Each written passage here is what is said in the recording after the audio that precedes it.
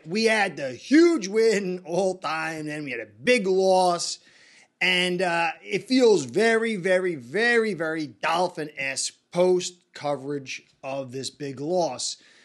It's, crazy, we're done, just like we were the best. All this stuff is how the Dolphins are covered. It's always best and worst. And it's not to say anybody's wrong with their coverage. We got to wait to see how things play out. But there's so much to talk about. It was a loss. It was a bad loss. It left a bad taste in my mouth. I did call it multiple times.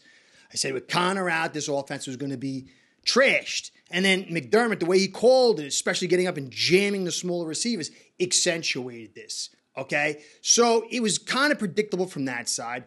But from the other side, with the defense, it really took onus as far as the focus for everyone. And it's reasonable and rational for that. And then obviously with the defense not doing well, the players get the target. But then obviously Fangio, with his grandiose name and titles, is now the guy really in the crosshairs. And I did my thing is, does Fangio suck? And Chris Jones, he's a guy who comments all the time. We talk all the time. He's got a strong will, I do. We're simpatico a lot, and when we bang heads. And so he's like, oh, we sucks antics, But we're men. We can talk like men. But the antics wasn't my antics. It was a reflection of the Twitter antics. And it's not to say that Fangio doesn't suck. We will see. But we've got to really take this situation and eval it properly. There's not much evaling. How many people told you the offensive line, Omar Kelly, who I love, is this as good as the Unicorns? How many times were you told this Dolphins offensive line was tremendous? Jackson's tremendous. We don't need Tehran who with Lamb. And then you find out, well, that's not really true.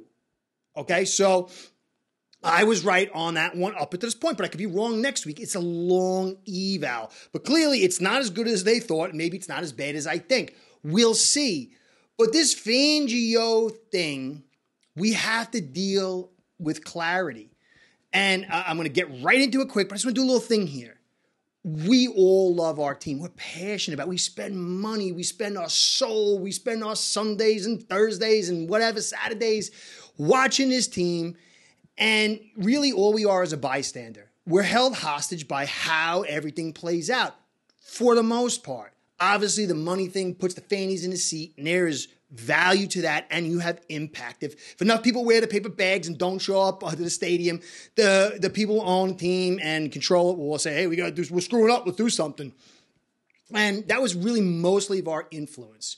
But there's a Fins United thing like on YouTube and stuff. I love that title.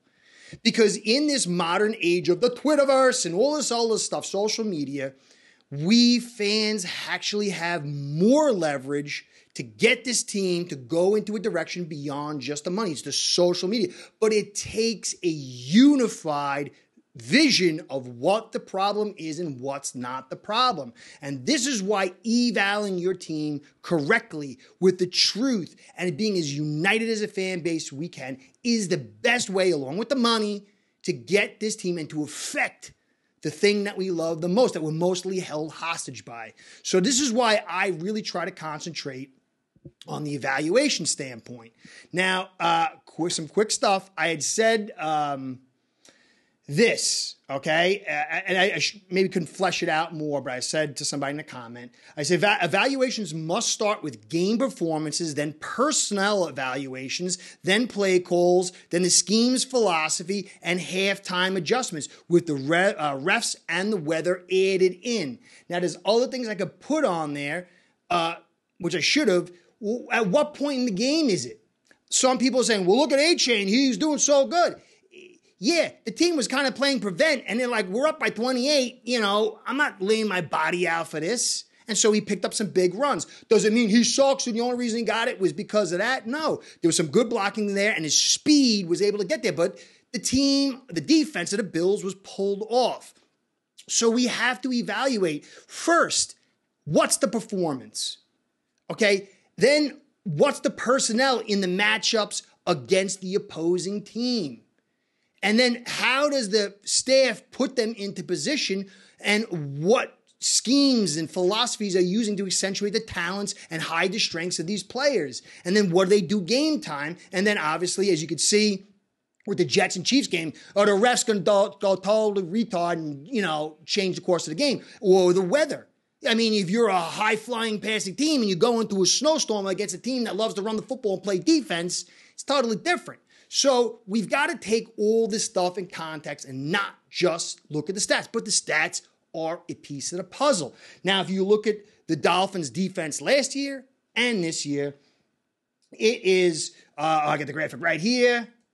You can see yards allowed this year, 375. Last year, 342. First downs allowed, 23 this year, 20 last year. Third downs allowed, 6 this year, 5.9 last year. Third down conversion percentage, 46 this year, 42 last year. Points allowed, 29.1 this year, 24.1 this year. The biggest difference is the 5-point margin difference. Third down conversions up a little bit. And first downs allowed, 1 with about a 30 yards difference in total yards. But these were both trashito defenses, okay? But we have to remember that Fangio is taking on something that wasn't tremendous. And we have to understand the framework of what I said to somebody, Flores defense. Quotes. That might be Chris. Flores wanted an aggressive style man coverage defense that he could throw many blitzes at, and it relied on attacking. Fangio's is the polar opposite. It's an intellectually driven zone defense with mirror safeties at the top and throwing basically a nickel look at you, letting the coverage drive the pass rush by coverage sacks. Totally different. Personnel might work in both, might not. Not every player works in every personnel style. So we got to go through the personnel, and that's what I'm going to do. But before we get into that, the talk that does Fangio suck? My antics, reflecting the antics that I see. Let's look at Fangio. Fangio in 2017 with the Bears, number 7 overall defense, total defense. 2018, number 3. 2019, that was his first year with the Broncos, number 8. 2020, we see a drop to 20. 2021, back up to 9. 2022, he wasn't there, still at 8. 2023 Broncos, put them up there, then number 32. Okay, so through all this, Fangio's defenses were 4 out of 5 top 10 and once top 5 defense in the league. And in the process, he changed the way defenses were called, how the philosophy of defenses were played. This all-day nickel look, a lot of it comes from him, the way he calls things and plays things, a lot of nuance to that. So he changed the way defense was played and still delivered 4 of 5 top 10 years on defense and a top 5. And then the personnel he pulled together and coached in the same format was top 8.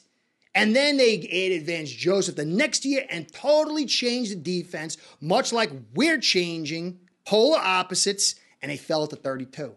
And people go, what happened? Because guys ain't playing the same techniques. They ain't playing the same scheme. They ain't playing the same philosophy. Some of the talent's gone. So we've got to keep this in our minds as we go over, does Fangio suck? Okay? So let's ask ourselves some questions. With the talent that Fangio has, is he able to drive his defense? Now, people are like, well, they could merge with Flores and, do what he likes. You can't do that mid-season with this. His defense is all about thinking, mix-match zones. Sometimes it's man, sometimes it's zone, and everybody's got to know what's going on. And you're there to force the quarterback to think so you can get that 4-man rush there. You take away the pass, and in the process, limit the run. You can't just flip it around, okay? It's just not doesn't work like that. And we have to remember, too, when it comes to personnel, what would this thing look like with Ramsey? And I'm going to get into all that, the personnel aspects.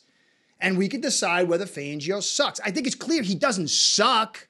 I mean, did he forget how to call? Did he forget how to game plan and talent?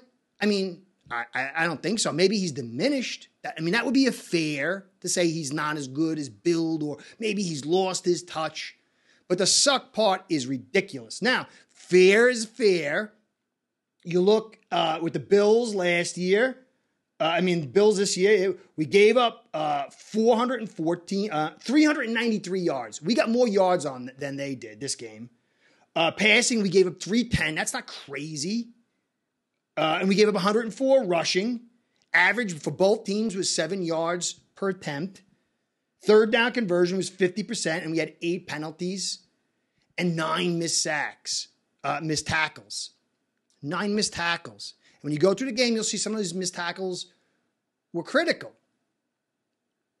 Last year, the Bills played a one-dimensional offense, and we played a blitz-heavy defense, and it really affected them.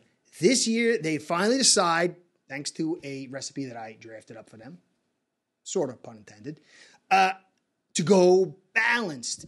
And it automatically made them a much more difficult team. Plus, when you add in Torrance, when you commit to the offensive line, they've got a quality offensive line now. They invested in running backs. They are running the football using play action, and they have a very dangerous quarterback. It makes it a very, very hard recipe to stop for Fangio. You could see the two mobile quarterbacks in Herbert and Allen. He had his two biggest outputs because both can run and both can throw. It's very dangerous for this defense. And when you look at the personnel and you understand what Fangio is trying to do, you understand why.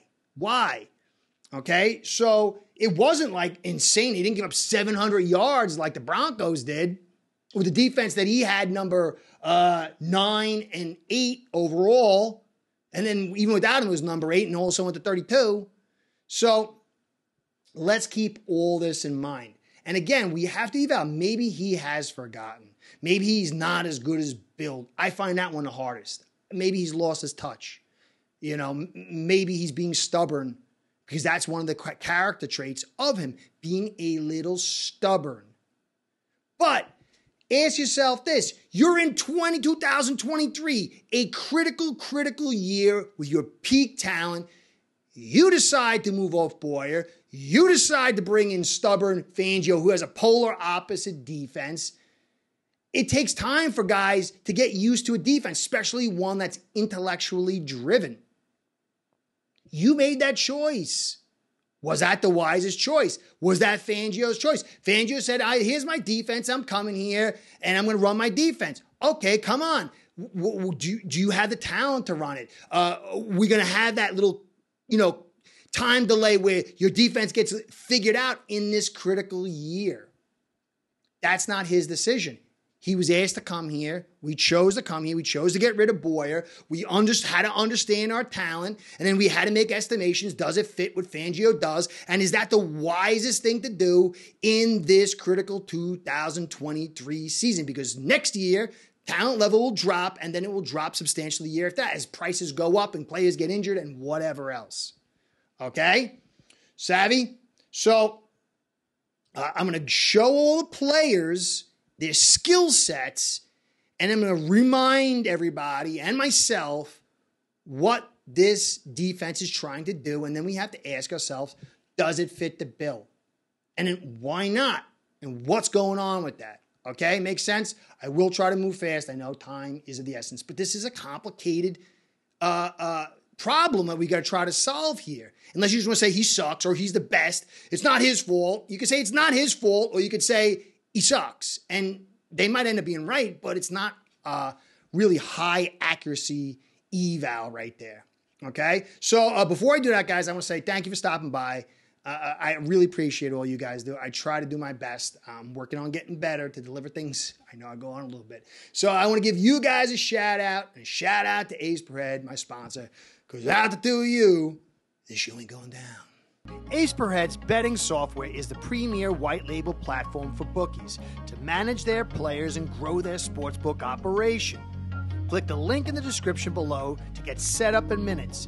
Ask for the Curtis promo and get a special introductory discount. All right, so I'm going to put this big graphic here, and then you won't see my mug for a little bit, but I just want to dwell on this group of talent. It will be the nickel, which is what Fangio wants to run. This is what everybody's been running against us for years because we couldn't have an offensive line to break it. We started breaking it early this year. It's the way the NFL, it's a passing league still, so you have to have your passing personnel out there a lot to limit this easier passing game. So I'll have the nickel and then the base. And then we'll see that there are problems in my estimations. I love comments. It's the most important thing to me on the show, so I get my paycheck. But the comments is where I get to have a dialogue with you and question my thoughts and work it out. So after this podcast, just put your comments down there. I'm going to work them out. I'm trying to catch up. I'm not going to be doing much after this, so I'll be catching up on comments. So let's work this out together, okay? Here we go. All right, so top is the nickel defense. We went into this game with Brandon Jones. You can see here, he's never been a guy to cover big amounts of space. He did okay this week. I mean, can't complain about his job. He just came back aside from missed tackles and run defense. And remember, Fangio wants a too high mirror safeties. So now Brandon Jones is not in the hole making that run stop. He's coming down into the box, and it takes more agility to get on the move and to make those tackles. And he had two big missed tackles. But this is not a mirror safety.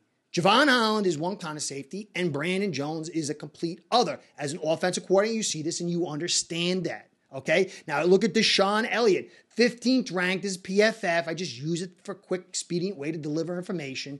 He's ranked 15th. Now, he wasn't in. If he was in, what would it have looked like? It would have been far nearer in mirror safeties. Now, if you get to the second level, okay, Baker was perfect for Flores' defense. He shoots, he attacks, he plays the dog roll, chasing sideline to sideline. He's not too good at attack, stack, and shed. He's okay, got a little better. He's okay in man coverage, not great in zone coverage. He's not a linebacker that fits Fangio's role. In this, when you have four guys rushing and you have the two linebackers, one guy's got to play great zone coverage and be able to at least tack, stack, and shed at a solid level because you only got the four guys there. And then you're spreading wide alignment with two DTs inside and two outside edge rushers in the 5 technique. So it leaves the inside linebackers vulnerable. So they've got to be stout and cover. And Baker is great for a Flores attacking defense, but he's a liability here. Then you got Long. Long is great in the run stop. If he shoots, if they're playing 2 technique where they're sucking up offensive linemen, he gets in there with his instincts and shoots, but he can't shed. He's too small. And it's not he's a bad linebacker. Zach Thomas would never have made it to the Hall of Fame and likely been a practice squad player or a special teamer if he had to attack, stack, and shed. But Jimmy had a two-gap technique for his D lineman with Bowens and Gardner, and they sucked up the blocks so he could read and shoot. So these linebackers do not fit what Fangio wants to do because Long is also poor in coverage. Now you got Howard. Look at Howard's. You want to put Howard on Diggs. Okay, put Howard on Diggs. Problem is, then you got Kohu on Davis, and Davis is faster than Diggs. Diggs is the guy who runs the nice routes. He's quick. He's a great receiver, but he's not the deep threat that Davis is. And Kohu, as I have been saying, the Yuts over here for quite some time, Kohu's a good linebacker. You don't want him covering man later mid to late clock. He'll get burned. I've been saying that since last year.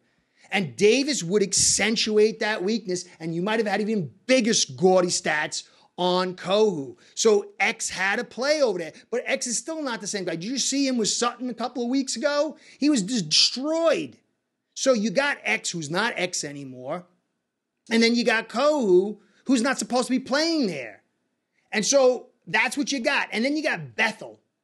You see the missed tackles by Bethel? Bethel is not a guy who's probably going to make many rosters, but he's your nickel guy, okay? So then you go to Chubb. Chubb, you got $23 million on a guy, and he's okay. He's not terrible, but that's a lot of money, and you paid picks for him. When that's what we deemed we wanted, and we said, Van Ginkel, we don't need you. Goodbye, Van Ginkel. You suck. And then Fangio came back and said, hey, I want this Van Ginkel. People are like, oh, he's nobody. And look how good he's doing because he understood what talent he needs. We could have just kept Van Ginkel and not traded for Chubb, and we would have had all that capital. So Chubb, he had 4 pressures. He's not doing terrible, but is that a $23 million player? I don't know. And I think he struggles when he has to get into coverage. He had a terrible day of coverage. And when you don't have all the stuff backing him, it puts a little too much pressure on him because he's a little bit slow. He can't just get that pass rush quick enough. But if there was a good coverage from the secondary to buy him time, he would do a lot better. But this is a coverage first. Coverage pressures are generated by the secondary making the quarterback delay and allowing guys and slower guys to get to the quarterback like Chubb. Sealer, good in a run stop, but he's not doing so good in his pass rush. Wilkins, people are down on Wilkins. Wilkins still played well. He's playing well. It's not easy when you got to do what he's been asked to do. Could he do better? Yeah. Some people are like, he's not worth $20 million. Okay, let him go. See how it goes for you. Van Ginkel, really, really good job. But he was also being helped by people rolling their protections to Chubb and to Sealer and to Wilkins. He's a good player. We should have stuck with him. But look how well he's supposed to. Fangio wants him in the middle because he's stout enough to help out that run game so he can pour his protection. He can pour the DBs into protection. But without him there, on the edge, he's doing good. But now there's a little bit of an issue because you can see there's problems in the middle. And linebackers are critical for this nickel look that Fangio wants to run. And then look at who you get to choose from. Okay, Channing Tindale, 3rd round pick. Couldn't make it in Flores' system. He ain't making it in here. He's going to get cut. He's probably no good. 3rd round pick gone. Emmanuel Ogbah, $18 million. He's not designed for this. He's struggling. It's not working out for him. Chase Winovich picked him off the street. Cameron Good, is he really a guy you want to go, oh, I'm really excited about my depth. Vandenberg, is he another guy? And Jalen Phillips, he's now injured, but he's not having a good season because he worked better in that 3 down lineman, 2 outside linebacker look where there was a pressure look where he could use that speed. Now he's being asked to contain. He's being asked to run block more. And so his talents aren't being accentuated. And he's not as much a help to this defense as he was last year. So now you go to the base look. Now we saw they only got 106 yards on the ground. Now the first was 65, and that was really telling. But Fangio had to bring in that base look with 3 down linemen and 2 outside edge guys. But the problem here, go look at this. You got Jones over the top. You don't want that. You don't have a real legitimate over-the-top high safety to mirror with Holland. So that's a weakness there. So you can't just dial that thing up. Kohu, we know his man skills. They got problems there. Howard, I don't trust him. I trust him to make big plays, but I don't trust him to have really good coverage. And then inside, Sealer, Davis, and Wilkins, who are pretty good, and we were able to stop the run when we brought those 3 down linemen. Every time we bring the 3 down linemen, for the most part, we shut things down. But when you do that, it's rolling the dice. And then you open yourself up for the pass. Now, you look at the secondary. Keon Crossing, special teamer. He's not a guy who's going to help you. McKinley, he's not a guy who's going to help you. I mean, now. Eli Apple, 83rd out of 100. Campbell, he's not a guy who's going to help you. Cam Smith, we spent the 2nd round pick. He's still figuring it out. It's a complicated system, but he's not helping you out right now. Kelvin Joseph, remember, he was playing, I think it was safety, and he totally bit up, and that's one who got a big play over the top of him. Totally, this is an intellectually driven defense. So he ain't going to help you. You got Needham, who's coming back after major surgery. I think he might, but we don't know how he's going to mentally process this defense. And then you got Ramsey, who's a guy who could process, was expected to be here, got injured, and that changed the complexity of this whole thing. You're telling me that if it was Jalen Ramsey, Kohu, and Howard, it would still look like this? So my point is, you got Fangio, who, yes, he might be hard-headed. Yes, maybe he's not dialed in like he was. He took a couple of years off. We'll see, maybe, whatever. But there's no way you're telling me you got the talent to run the defense that he wants to run. But you asked him here.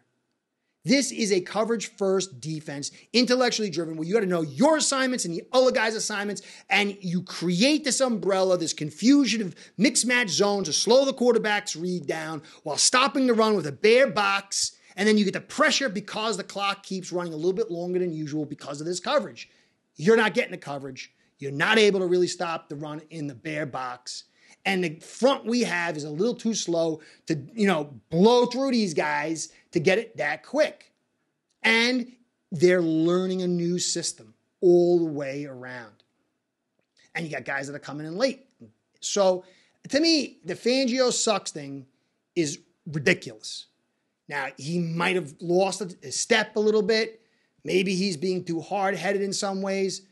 But I think you got to be nuanced.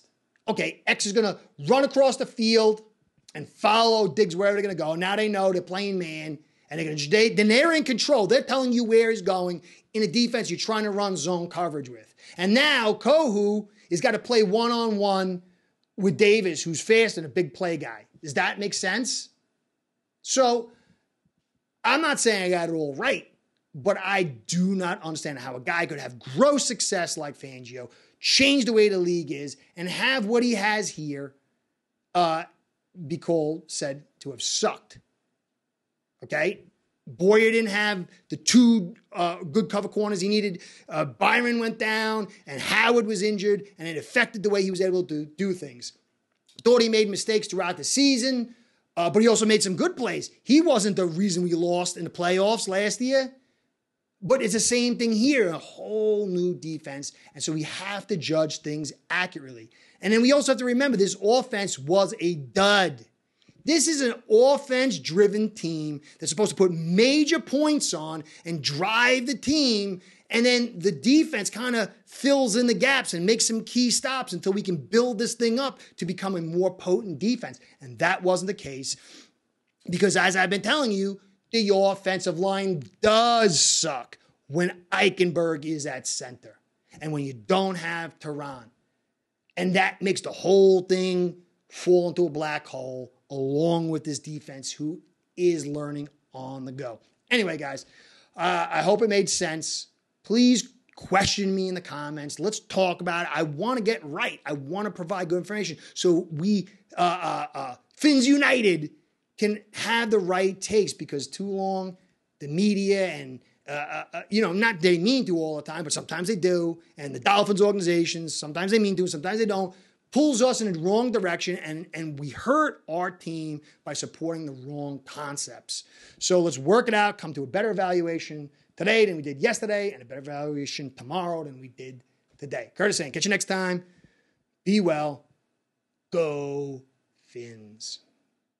Start building your own online sportsbook today by getting signed up with AceBread.com service that'll allow you to book action on sports from all around the world.